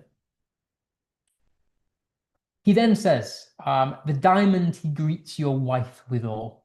What he's really saying is he gave your wife a diamond to thank her. So this is him speaking to Macbeth. They've just arrived at the castle, and he's saying to Macbeth, Duncan, the king, has given you a diamond as a a thanking gift for letting him stay at your castle. Again, seems like a meaningless line, but it's not. Duncan has offered Macbeth a hosting gift. And this is very interesting because of the irony of what's about to happen. Duncan is a very kind king. We like Duncan. The audience love Duncan. But that's this contrast between his kindness and the murder that's about to happen foreshadows the chaos. It makes the murder of Duncan feel more hard-hitting for an audience member because we love him. He's such a kind individual. But Macbeth is about to murder him. So it makes the act of murder shocking. So the fact that Banquo makes a point of saying, oh, look, he gave you a nice gift. Like, how nice of him as a king. That's amazing. Makes you as an audience really hate Macbeth because he's let his wife and his ambition lead him to murder. So it's an important AO2 structural comment that this has been a purposeful choice made by Shakespeare. Um, Shakespeare's purposefully made it a point of telling you that this has happened, that he's a kind king. Okay, before we get into the nitty-gritty then of Macbeth's first soliloquy, another interesting structural choice is that Banquo says, I dreamed last night of the three weird sisters. Macbeth's response here is very interesting because he says, I think not of them. What Banquo is really saying is, I had a dream last night of the witches, of their prophecies. Whereas Macbeth here says, oh, I don't think of them. Like I haven't dreamt of them. I don't really think about them. That's interesting because he's lying to Banquo. And so structurally, this is a very interesting quote because it's the first time that Macbeth lies as a character. We've never seen him lie before. And so, especially to his best friend, I might add. So structurally, in terms of AO2, this marks a very dark turning point for Macbeth as a character because it's the first time we see him deceive anybody. And it's his best friend, which I think makes it even more hard-hitting because Macbeth wants to evade suspicion. Right now, he wants to kill Duncan, but he doesn't want anybody to find out. So by lying to Banquo and saying, well, I don't think about the witches, is a way of him getting Banquo off his back, basically. It highlights the growing isolation and Macbeth's descent into evil and tyranny, and it foreshadows the later murder of Banquo in Act 3. So these are three very interesting structural choices made by Shakespeare. He's first highlighting that chaos is about to come, it's foreshadowing. It's contrasting to make Duncan's death seem more hard-hitting, therefore emphasizing the moral message of the play. And it's showing Macbeth as descending towards tyranny, as some sort of evil as he begins to lie. So let's get into the nitty-gritty of the soliloquy. Now, we all know this soliloquy. It's probably the most famous Macbeth soliloquy. Macbeth sees a floating dagger in front of him before he goes to murder Duncan. And he says, is this a dagger which I see before me? the handle towards my hand. Now, let's start to pick this apart because there's some very interesting language choices here. Firstly, we get the hallucination. We can infer that this is a hallucination. It's not something that's real. That's a debate, but most people would argue this is some sort of hallucination. He begins to see the dagger or a manifestation of the dagger, and this imagery begins to reflect Macbeth's mental state. He's clearly not in a good mental state. So we can infer from this that he's feeling a bit guilty because he can no longer distinguish reality from illusion. He doesn't even know himself if that dagger is real. And so this hallucination is him externalizing his inner conflict because he doesn't want to kill Duncan, but he wants to be king. And so he's very conflicted because he knows it's not right, it's not morally correct, but he's going to do it anyway. And so this is kind of his guilt manifesting as a hallucination. That's kind of emphasized through this rhetorical question. Again, he doesn't know what's real. His sanity is beginning to unravel in front of us, in front of the audience. He's questioning his own senses, his own sanity. But it's interesting to note that he's still somewhat self-aware.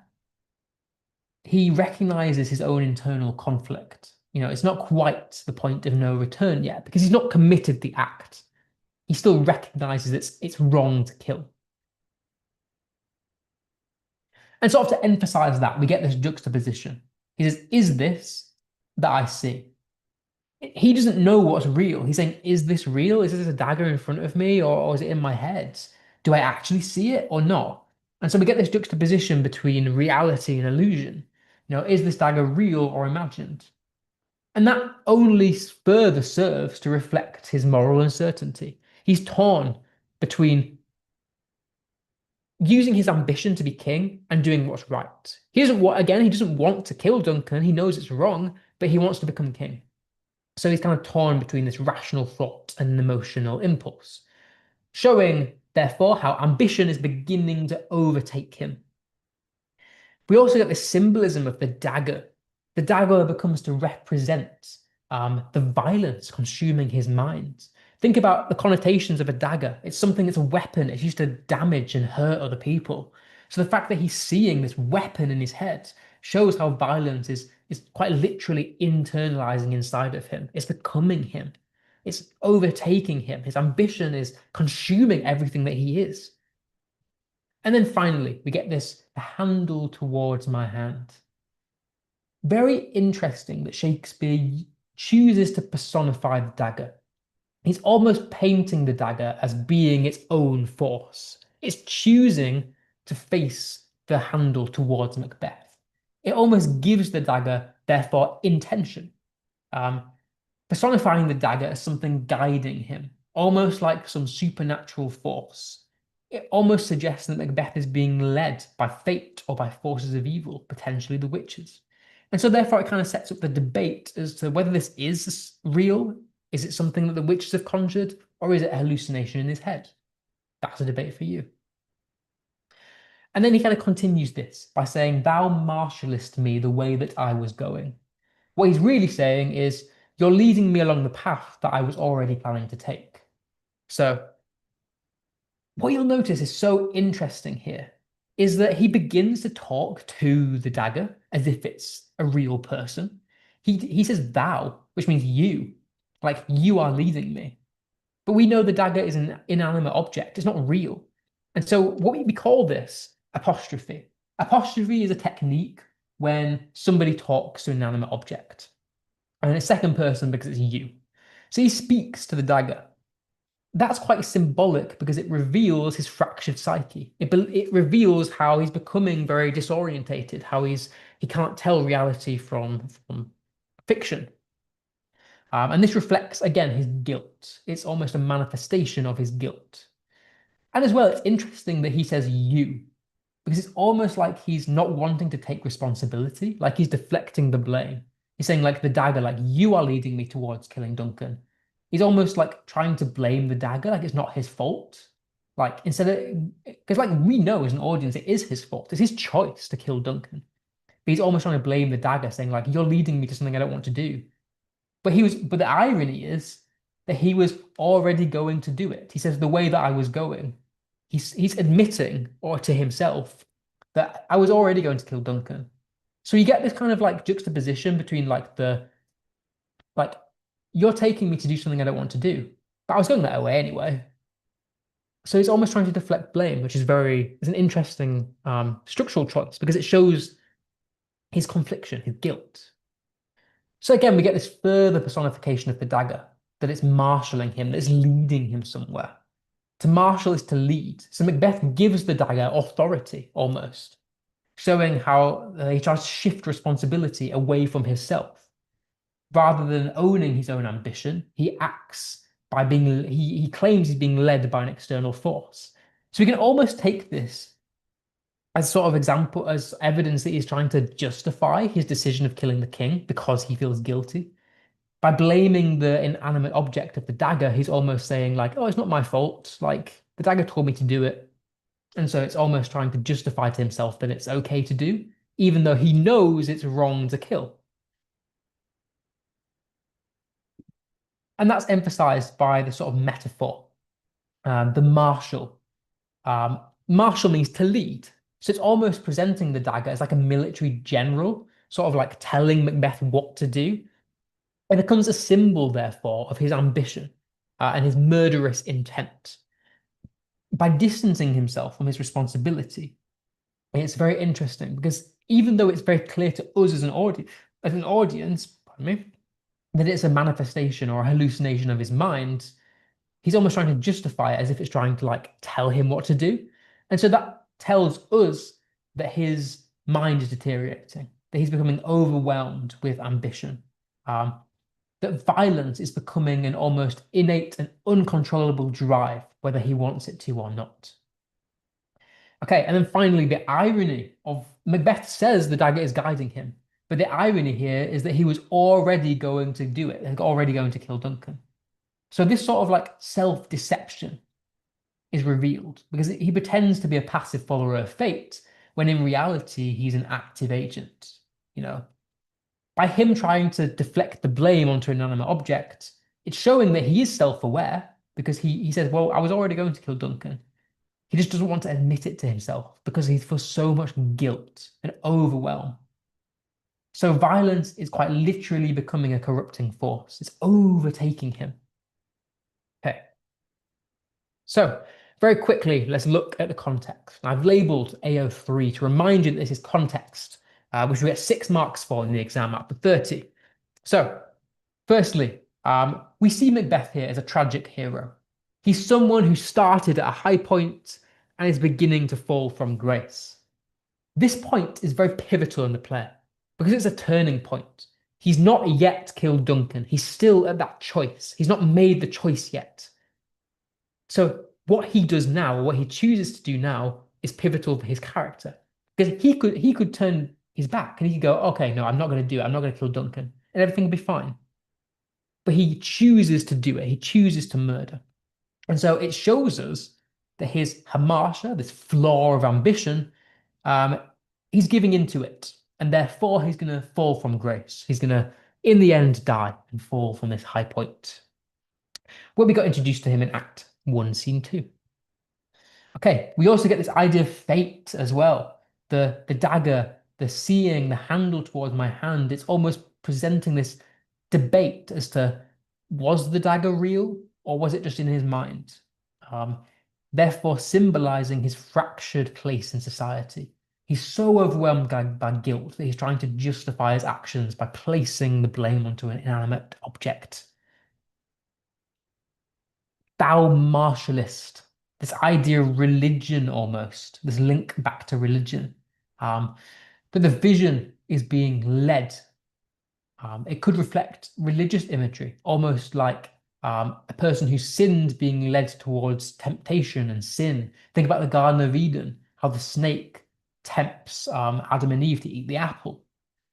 That idea of kind of being led somewhere to do a negative act or a sinful act kind of almost paints him as being, in a way, a bit of a victim because it's almost like not his fault, even though we know it is. And then the way that I was going, this link back to the Holinshed Chronicles. In the original story, he was a kind king and he ruled for 10 years as a very well-loved king. But in Shakespeare's version, we can see that his tyranny has very much accelerated. It's very quick. I mean, we're literally only, what, 8 scenes into the play, and he's already killing the king. This fall from grace of him being a valiant hero in Act 1, Scene 2 to him now killing the king has been a very quick progression as for a character. And so this acceleration and speed up um, shows the moral message of the play. It's wrong to kill the king and it will lead to chaos. Okay. So, as a very unique point, I kind of want to highlight this. This is not something that's on your syllabus, but it's something that I think you could benefit from. So we've got this debate. Was the dagger real? Was it from the witches? Was it fate? Or was it in his head? Is it a hallucination? There's something called the Stanford Prison Experiment. So this is a very famous psychological experiment, if you've not heard of it. It's where a group of men were put into a prison, a fake prison, and half of them were given the role of the prisoners, half of them were given the role of the guards. And what they found is that over a few weeks, when they were left in there, the guards actually began to become very aggressive and they very easily took on to the role and they would literally begin, or some of them would begin to abuse the prisoners even though this was all fake. You know, they weren't really guards and the prisoners weren't really prisoners. And so you can kind of think of Macbeth as being a bit like the guard in that scenario. That what that experiment tells us about society is that if people think that they can deflect the blame, they're more likely to do a negative act. So in this scenario, Macbeth tries to place the blame on the dagger. And by doing that, he's almost trying to justify to himself that it's okay to kill Duncan because it's not my fault. I've not told myself to do it. And so it kind of made me think of that when I think of this scene. And it makes me think, if Macbeth never saw the dagger, would he have killed Duncan? Because I think the dagger allows him to justify it to himself, to allow him to sort of motivate himself to do the deed. Okay. So, can you explain the husbandry in heaven quote? Um, yes. So let's go back to the husbandry in heaven. It's only a very minor quote, basically. I don't want to spend too much time on it because it's not a main quote, but it's something that's interesting. It's an interesting structural choice. Because Banquo, at the very beginning of this scene, says there's husbandry in heaven, their candles are out. And what he means by that is he's looking at the sky, and it's a very dark night. There are no stars in the sky. And so he's commenting on that, and he's saying, oh, there's a starless night tonight. There's no stars in the sky. Back then, that would have been a very weird occurrence. That wouldn't have been a very normal occurrence at all. So husbandry means like conceiving something. So it's like to take something away or to like be economical. So if you like think of like conservation, think of like reserving resources. It means like reserve resources. So when he's saying this husbandry in heaven, he's saying like the heavens have taken away the stars. They're not there anymore. So husbandry is like to take away. So he's saying this the sky is empty. There's no stars. And that at that time that would have been a very weird occurrence. It's not so weird nowadays because of all pollution and everything, but back then, if there were no stars in the sky, it would have been a very major thing to pick up on. And so Shakespeare uses this to foreshadow, because we know that he's about to kill the king, which goes against the great chain of being. It means it's going to bring chaos. And so this is kind of foreshadowing that chaos. The stars not being in the sky is the first sign that something chaotic is about to happen, that something negative is going to come from killing the king. So it's an interesting structural choice to foreshadow the murder. It's almost like the universe is trying to tell Macbeth not to do it. Okay. So the last quote of this scene then, or rather, not the last quote, second to last quote. With Tarquin's ravishing strides towards his design, moves like a ghost. What Macbeth is saying here is, like Tarquin, sneaking to commit his crime, I will also move silently towards my goal and remain unseen. He wants to kill Duncan without being seen. So, first and foremost, who's Tarquin? Tarquin is a Roman prince. who very famously violently sexually assaulted Lucre, or Lucrece, however you want to pronounce it. And Lucrece was a Roman woman, and she was famously a symbol for innocence. And so this is a very famous story. Tarquin assaults this woman, and it's meant to be a moral tale. And so by Shakespeare linking back to this story that the audience would have known about at the time, he's comparing Macbeth to Tarquin. Well, Macbeth compares himself to Tarquin. So, which is interesting because you'd have thought, Macbeth wouldn't have done that. He's linking himself to this violent person. Um, Tarquin committed a very aggressive and horrific act. So by comparing Macbeth to Tarquin, it's emphasizing how horrific killing Duncan is. It's a very terrible thing. And however, this kind of shows Macbeth as being not quite a villain yet, because he's still self-aware. He's saying, if I kill Duncan, I'm no better than Tarquin, who did this really terrible, terrible thing. And so it deepens the themes of violation, not just as a person, but breaking the order of the universe. The idea of the adjective, of the ravishing, is a motive language. To ravish something is very violent, it's lustful. So by using adjectives like that, we're intensifying the emotions, emphasizing, therefore, the brutality of the murder that Macbeth is about to do. He associates his ambition with it being a destructive action, showing that violence is almost an uncontrollable desire to therefore heighten the sense of dread in the audience. This idea of the imagery of being tactile, the striding and the moving. So when I say tactile, I'm talking about movements. Why have we got this sort of almost semantic field of movement? Well, it evokes almost quite a threatening tone. If someone strides, it's almost a bit threatening. You're like, oh, like if someone just stride at you or to lunge at you, you'd feel a bit threatened. And so by using this kind of language about movement, it almost makes the audience feel a little bit uncomfortable before the murder has even happened, therefore emphasizing the shocking nature of the murder. The being like a ghost. We've got the simile of the ghost. Why has Macbeth described himself as being like a ghost? Well, what he's really saying is he's saying, on a literal level, he's saying, well, I don't want to be seen. So like a ghost, I'm going to move like a ghost. I'm going to not be seen by people. But that's ironic because ghosts have sort of connotations of being unnatural. And so it's almost irony because even though he doesn't want to be unseen, Macbeth is almost slipping into this unnatural state of being, kind of representing how he's becoming separated from his own conscience in a way.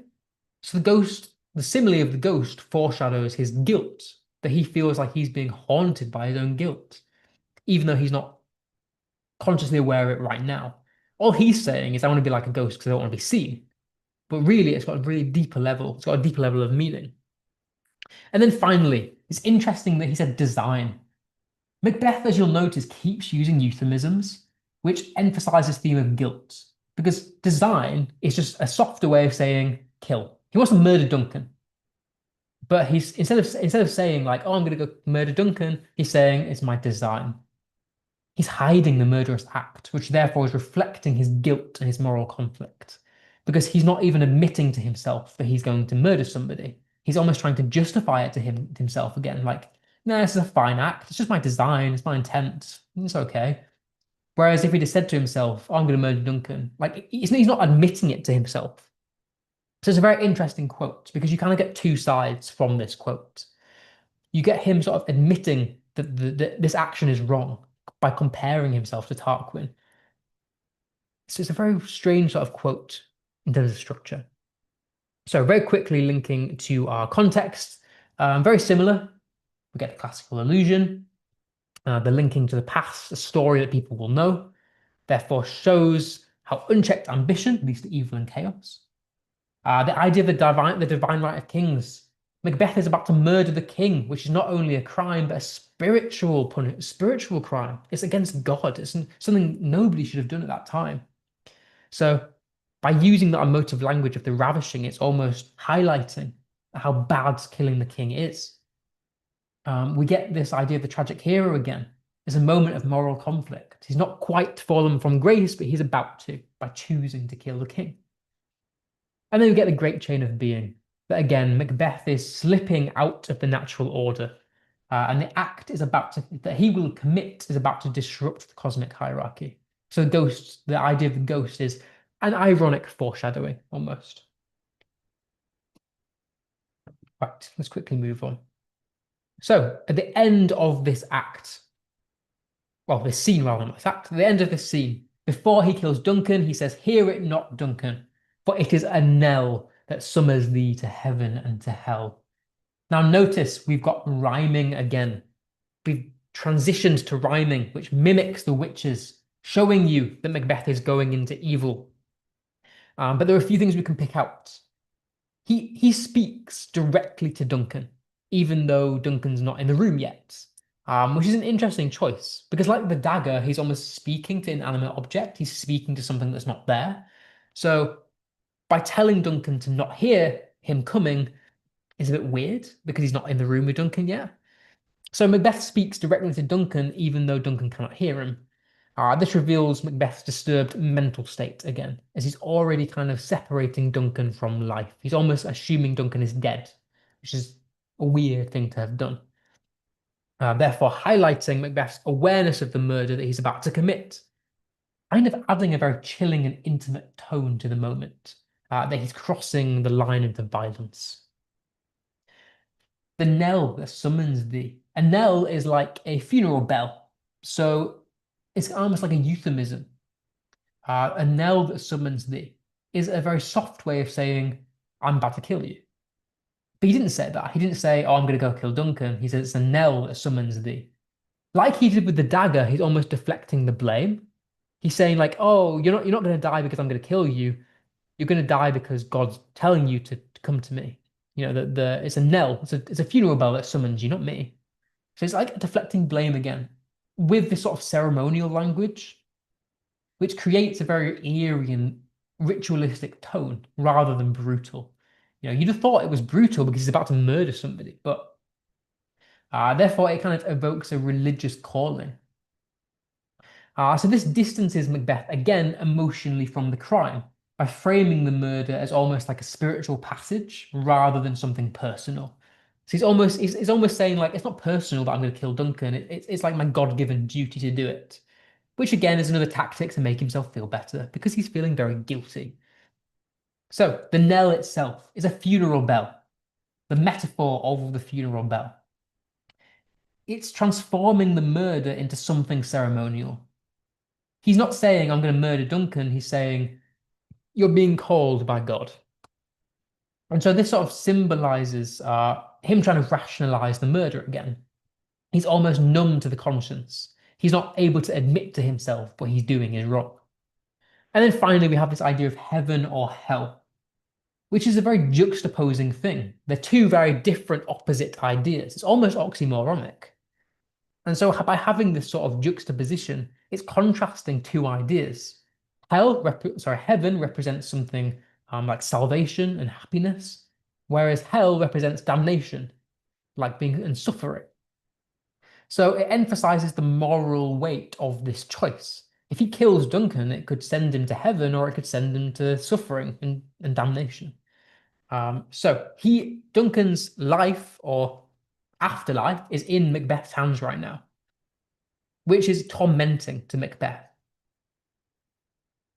Duncan's soul is being sent to one of two eternal fates, therefore reflecting Macbeth's own torment. He knows his soul might be judged as well, therefore highlighting the tension and how serious this moment is. So what you'll notice is this quote has a very final tone to it. It feels very final. It feels like this is the point of no return, that there's no other choice that Macbeth can take. Which is very weird because there clearly is another choice Macbeth could take. He could choose not to kill Duncan. But it feels very final. Macbeth has crossed the threshold from hesitation to action. And we can link this to context, thinking about the divine right of kings then. Macbeth, by killing the king, has broken the great chain.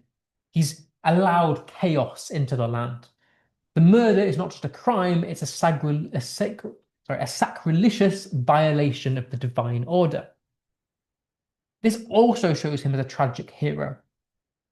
He's someone who started high and is slowly falling from grace. He's crossed the threshold because of his hamartia, because of his fatal flaw of ambition. He has allowed his ambition to get into his head to cause him to kill somebody. So he's becoming the tragic hero figure. We also see this alliteration of the heaven or hell. You can even link it to the here. So we get this kind of like repetition of the H sounds. And that kind of creates a harsh tone, almost presenting the act as being more sinister in atmosphere. And we can, again, link this to context, reflecting the Christian beliefs of the time in terms of the afterlife, that Macbeth speaks as though sending Duncan's soul to be judged, or he is sending the soul to be judged, reinforcing that he knows the eternal consequences of his actions. Okay, so to wrap up this scene, and we're probably going to go 5-10 minutes over if you want to stay. If not, it's recorded on YouTube and you can watch another time. But what do we learn about Macbeth in Act 2, Scene 1 then, linking to our AO1? Well, he's clearly very morally conflicted. He knows killing Duncan is wrong, but he still wants to be king. And so he chooses to almost reflect the blame. He tries to blame the dagger, he tries to blame God by linking to the death bell. Therefore, we know that he feels very guilty. He feels responsibility.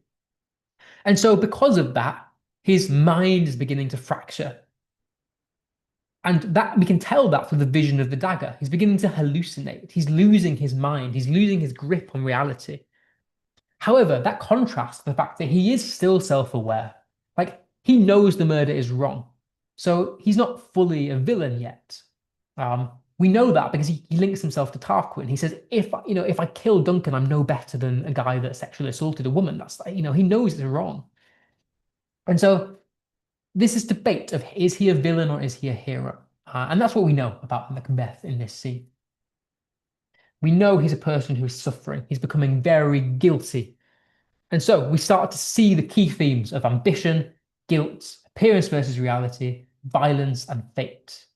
So why do we have Act 2 at all? Why do we have him seeing the dagger at all before he kills Duncan? Well, it shows us his inner turmoil. He literally hallucinates the dagger. It shows the audience that we're building tension, marking the point of no return. So it's a very important scene, is this hallucination of the dagger, because it shows him as guilty. It shows him as someone who is morally conflicted, who's beginning to lose his mind, lose his grip on reality. He's not fully present anymore. And so that builds tension, because the scene is very quiet. It's dark, it's eerie. It's preparing the audience for upcoming crime.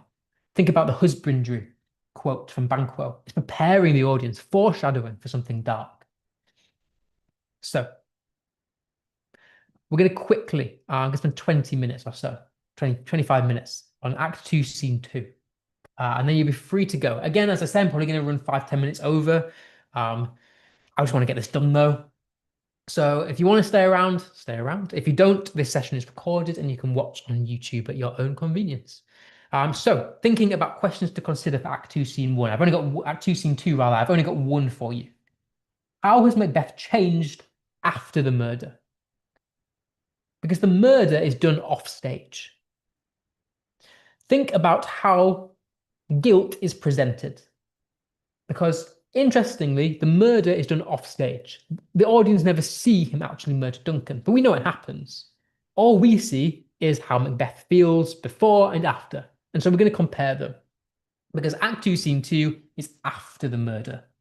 After the murder, Macbeth is shaky and guilt-ridden, unable to return the dagger to Duncan's guards.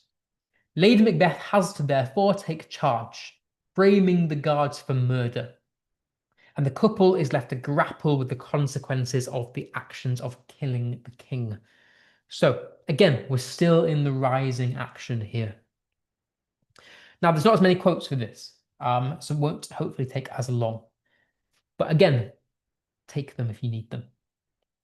So let's begin. Will all great Neptune's ocean wash this blood clean from my hands? What he's saying here is he's looking at the blood on his hands from killing the king. And he's saying, what I've done is so bad that not even every drop from the ocean is enough water to wash the blood away from my hands, which is such a symbolic and poetic way to describe the murder. So if we start to pick this apart, um, firstly, we get this hyperbolic imagery, this almost exaggerated tone. You know what I mean? He's saying like, not like all the water on the earth is not enough to cleanse my hands. That sort of exaggeration, well, Macbeth exaggerates the amount of blood on his hands, therefore suggesting that not even all of the water on the earth could wash away his guilt. Therefore, this shows the magnitude, how serious his remorse is, how guilty he feels. The line creates a vivid visual set of imagery, which intensifies the emotional impact, helping the audience feel Macbeth's inner torment. So we get this hyperbole of that not even all of the water in the ocean on this earth is enough to cleanse him of this deed. Therefore, if that doesn't show his guilt, I don't know what does. To exaggerate this even further, he brings Neptune into this. Neptune is a Roman god of the sea, rather. And so by referring to the Roman god of the sea, he's putting his actions onto a cosmic scale. He's saying that my actions are so bad that not even a god could cure me of my sins. Not even a god would forgive me for what I've done. So it elevates the severity of the murder, and the severity and the inner turmoil that he's feeling to something universal, suggesting that his sin is so unnatural that it disturbs the cosmic and the divine order. The contrast, the juxtaposition between the symbolism of the ocean and the blood. So physically, there is blood on his hands. He's just killed the king. He stabbed the king with a dagger. So the blood is like a symbol that reoccurs throughout the play, but it becomes to represent guilt and violence, as we see with Lady Macbeth in Act 5. So the blood represents the guilt that he is feeling, and the water represents being spiritually clean. So he's saying that all of this water provided by Neptune, the gods, is not enough to cleanse away what I've done. It's not enough to wash away the sins from my hands. So this contrasting imagery shows that he doesn't feel like he can be purified. He doesn't feel like he can be cleansed. That all the water is ineffective to washing away the blood. Therefore, this subverts expectations that water cannot cleanse Macbeth's moral corruption of guilt. And then we also get this rhetorical question. It's not a genuine question. He's not really asking somebody, he's speaking to himself at this point. Well, Lady Macbeth later on. The implied answer to this question is no. No, there is no water on this earth that's going to cleanse you of your sins, because a sin is a metaphorical construct. It's not a thing. So this sort of foreshadows Macbeth's downfall, because his guilt is so strong that he will never get over it. And we will see this as we continue Act 3, 4, and 5, that he never learns to get over this guilt. But this is what sets him up. Okay, so I had most need for blessing, and amen stuck in my throat. What he's saying here is that he needs God's blessing more than ever, but he couldn't bring himself to say the word amen. So he's saying like, oh, I just want to be forgiven by God. I want to be able to forget this deed, but I can't, because I literally can't even bring myself to speak to God. I just can't.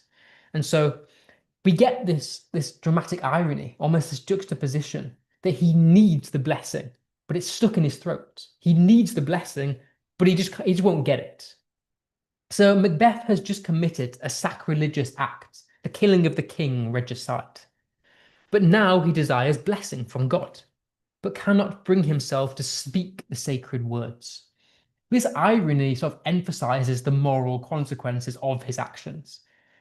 He wants forgiveness, or rather, he wants in some way to repent, but he's already damned himself. He's not allowing himself to repent.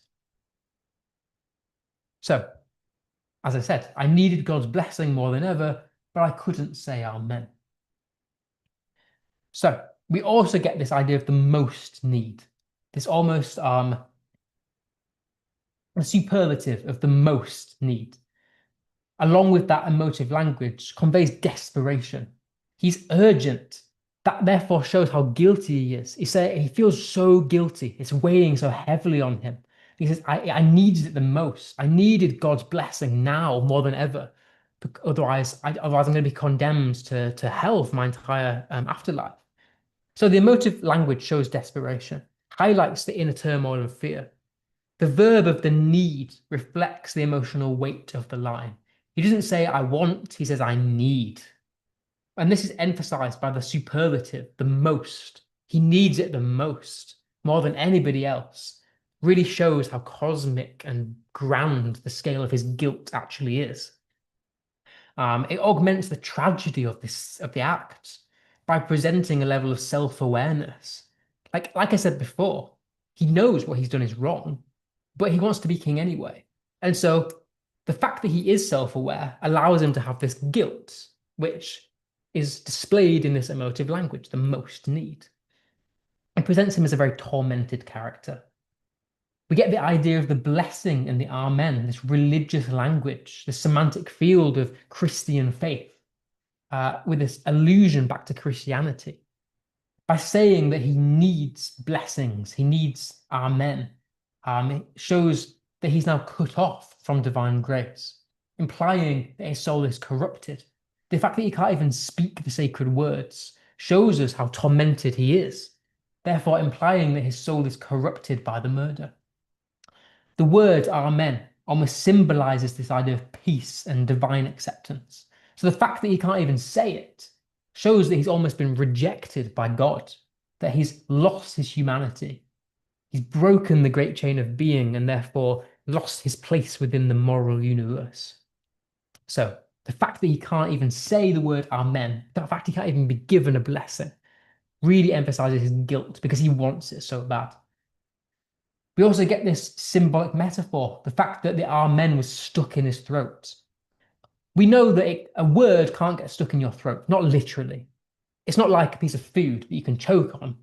It's a word. It can't physically get stuck in your throat. So it's a metaphor, almost symbolizing a spiritual blockage, much like how food can physically block itself in your throat and make you not be able to get air. He's feeling the same way. He's feeling very suffocated. The fact that he can't even say the word, like it's lost in his throat, shows his inability to reconcile with his actions. He's lost his sense of morality and faith. So almost by linking it to this idea of suffocation, shows how he feels trapped by what he's done, therefore emphasizing his guilt. And then finally, we get this violent imagery again. The idea of choking and suffocation shows that he's almost metaphorically throttled by faith. Like if faith was personified, it's like someone's choking him.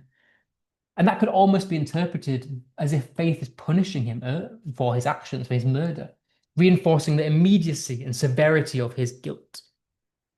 Okay. So linking to context then, the AO3.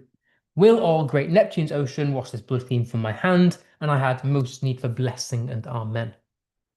So, firstly, the ocean and the blood links to this idea of the divine right of kings. He's violated the natural order. We talked about the ocean representing purity and the blood representing violence and guilt. Shows that what he's done is a really terrible act. So much so that he's killed the king. That's not just a literal crime, a legal crime, that's a spiritual crime, showing how he's violated the natural order. Because not even the water of a god's ocean will cure him of his sins. Shows how bad it is. Both of these quotes give the idea of forgiveness and fate versus free will. He wants, or he's trying to get some sort of repentance, but he also is kind of stopping himself from doing that. So Christians debate whether true repentance can save the soul. Protestants and Catholics at that time had varying beliefs. That's a debate for another day. It's interesting to note here that Macbeth never actually repents. He never says he's sorry for what he's done, and he never asks God to save him. But there is a subtlety that almost implies that he wants forgiveness due to his guilt. The guilt that he feels implies or infers that he wants forgiveness. But he chooses himself not to allow it or to access it. He almost accepts that he's condemned. So he doesn't allow himself to seek forgiveness because he thinks that what he's done is so bad that no God will ever forgive him. So this suggests a spiritual consequence to his freely chosen actions. He wasn't destined to be evil. He chose the path, and now he faces the spiritual consequences. The idea of being a tragic hero again.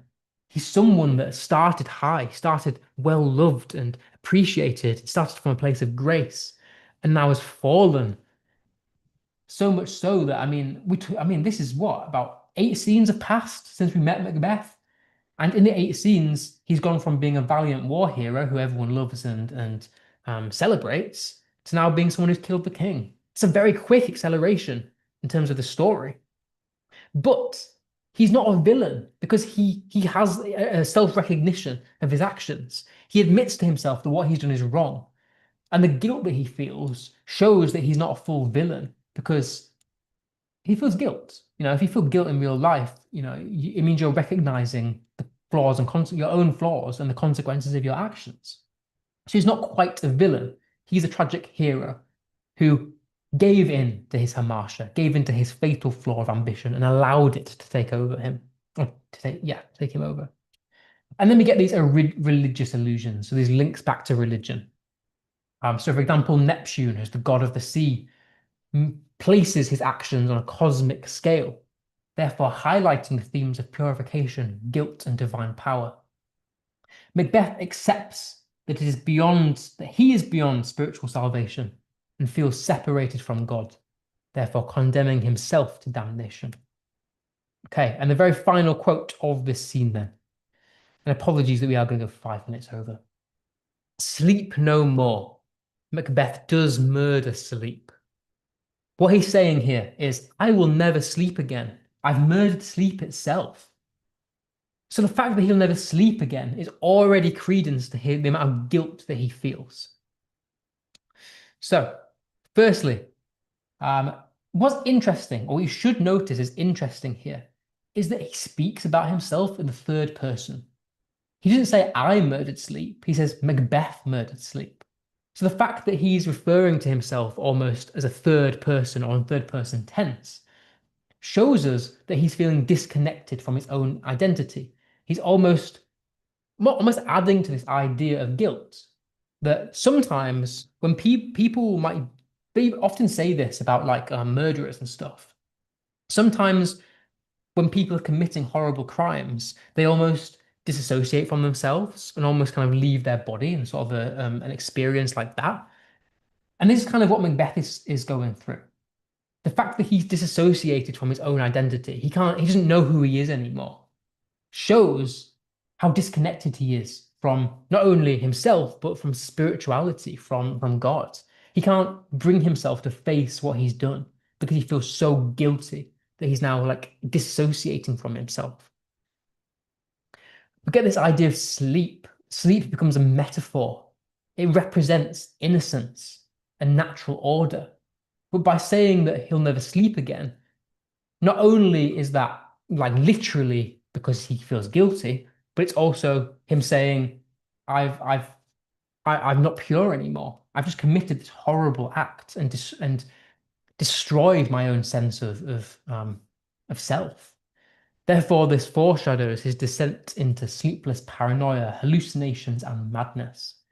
Sleep is a reoccurring motif, as we'll see in Act 5, where Lady Macbeth sleepwalks. And so losing sleep symbolizes his loss of morality and his lack of inner peace. Therefore, self-awareness again. The exclamatory sentence, the repetition of this sleep no more. He does murder sleep. We've got the repetition of sleep. This adds to the urgency of the tone of what he's saying. So not only is he basically shouting with this exclamation, like "sleep no more," the fact that he's repeated sleep shows us how much of a lack of peace he feels, how bad he feels about this, because it creates an urgent tone with almost a very haunting rhythm that reinforces the obsessive and panicked state that he feels. The short, fragmented phrasing here, 3 words, sleep no more. Macbeth does murder sleep, 4 words. We've got very quick, fast pacing and changes of thought, mirrors his fragmented mind, his fractured psyche, which tells us that he's undergoing some sort of mental breakdown. And then finally, we get this personification of murder. Sleep is almost personified as a human that Macbeth has murdered. But we know literally you can't murder sleep. It's not a living thing. So this personification personifies sleep as if it were a living thing that Macbeth has killed. It emphasizes, therefore, the violence of Macbeth's act, not just against Duncan, but against nature itself, against peace, against innocence. Sleep becomes a victim of Macbeth's crime, and the theme of guilt is therefore highlighted as Macbeth becomes a victim of his own crime by killing Duncan. He is now suffering the consequences via a lack of sleep, showing us that he feels guilt, he feels remorse. Okay. So finally then, what do we learn about him from this scene compared to Act 2, Scene 1? He is immediately overwhelmed by guilt. Nowhere in this scene does he try to justify his actions. We saw in the previous scene that there's multiple occasions where he tries to place the blame on something else. He tries to justify that it's okay to kill the king. But nowhere in this scene does he do that. He's very much accepted his guilt. He's not saying like, oh, it's fine. It was fine to kill the king, actually. Like, I'm all good. No, he's very much overwhelmed by guilt and regret. He's paranoid and tormented by his own conscience because of how much guilt he feels. He cannot cope with the practical consequences.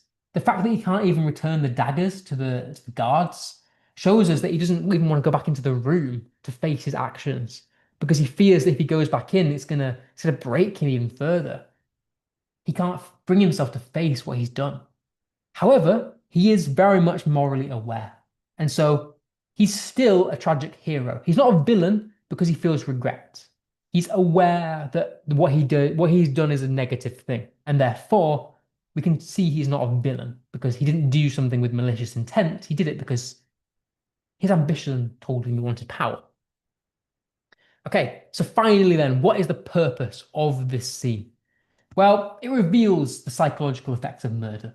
It shows Macbeth's immediate emotional collapse after the killing of Duncan. He is shaken, paranoid, and guilt-ridden, very much in contrast to Lady Macbeth's calm and focused approach. It highlights, therefore, the role reversal in their relationship, the theme of gender. It marks the point of no return. And this is a key thing, because before this point in Act 1, Macbeth had a choice not to kill the king. There was always another option. Whereas now that he's killed the king, he cannot go back from this. Like, there is literally no physical thing he can do to reverse what he's done. So this is a very crucial structural point in the play, because the deed has been done. Macbeth has taken an irreversible step towards tyranny, therefore leading in the chaos that will come, showing moral corruption. Therefore, it's building suspense and tension, because the audience don't know what's going to happen now. We kind of know through the foreshadowing of like Banquo, for example, with the quote about the stars, that chaos is going to arrive, but we don't know how bad things are going to be. And so we're kind of filled with tension and suspense. And therefore, it develops the key theme of guilt and violence. So I asked you at the start of this session to think about how violence is presented differently compared to Act 1. Well, in Act 1, violence is something that is celebrated. We meet Macbeth in battle as a glorious, valiant hero. He gets rewarded the position of the Thane of Glamis because of his success in battle, because of his violence. Whereas here, violence has very much been subverted into a negative thing. He's chosen to kill the king and kill the guards. And therefore, it's led to chaos. It's led to his downfall into guilt. And so violence is presented very much as two different in two different ways in Act 1 and Act 2. Violence, in this case, has begun to quite literally internalize and corrupt his mind. So we get the key themes of guilt, violence, ambition, and power. Ambition is very much still present because its ambition is still his hamartia, it's still his fatal flaw that's caused him to do this. Okay, right. That's me done. I'm sorry that I ran 5 minutes over. If I'll stay around for a couple of minutes in case anyone's got any questions.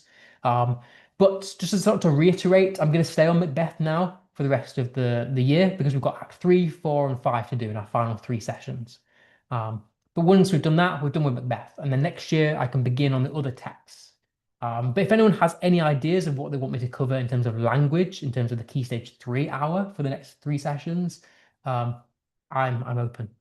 And if anyone still wants to send me any homework or anything, I'm happy to mark it. So can we do Christmas Carol next year? Yes, we can. We can do that.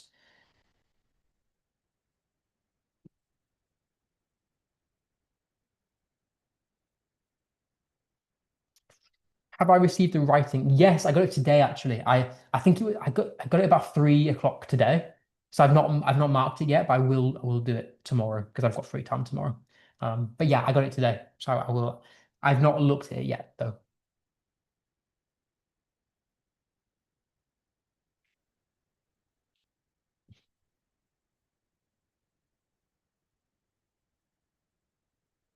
Did you get the notes, the marking back that I did for you last week?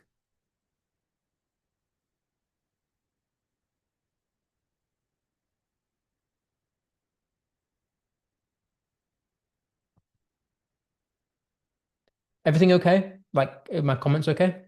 All good? If I remember rightly, I think it was very good what you wrote. It was very high quality. I was just like, thank you. Yeah, to be honest, like I know sometimes in my marking, I can be a little harsh. So don't think it's personal. Um, I just like to be harsh when I know that I can push you to do your best. Basically, that's the only reason I'm harsh about marking. Um, basically, but it's because what you did was good. It was good quality. So I just wanted to push you further. Um,